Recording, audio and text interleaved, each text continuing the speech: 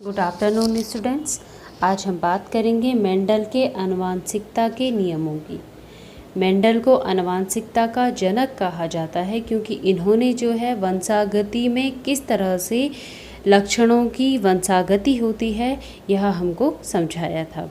यानी कि हम समझ सकते हैं कि माता पिता से किस तरह से लक्षण उनकी संतति में जाते हैं, यह उन्होंने हमें प्रयोग के आधार पर, अपने परीक्षणों के आधार पर हमारे सामने निष्कर्ष रखे और इन्हीं को कहा गया आनुवंशिकता के नियम।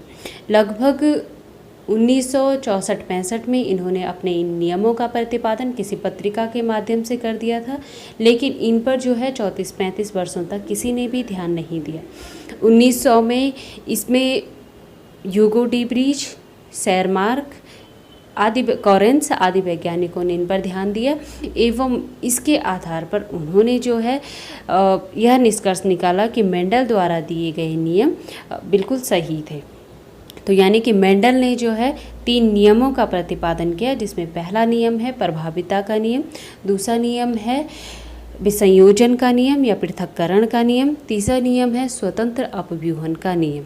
प्रभाविता का नियम लॉ ऑफ डोमिनेंस, विसंयोजन या पृथक्करण का नियम लॉ ऑफ सेग्रीगेशन, स्वतंत्र अपव्यूहन का नियम लॉ ऑफ इंडिपेंडेंट असॉर्टमेंट। बात करते हैं प्रभाविता के नियम की।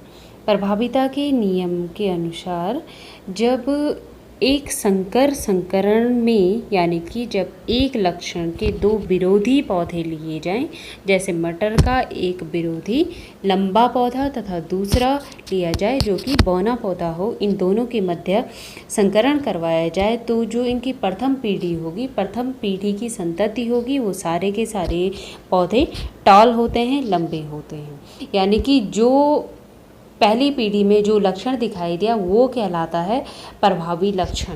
ये सारे के सारे पौधे लंबे हुए F1 पीढ़ी में, इसलिए इसे कहा गया प्रभावी लक्षण, और जो लक्षण हमको नहीं दिखा उसे कहा गया अप्रभावी लक्षण।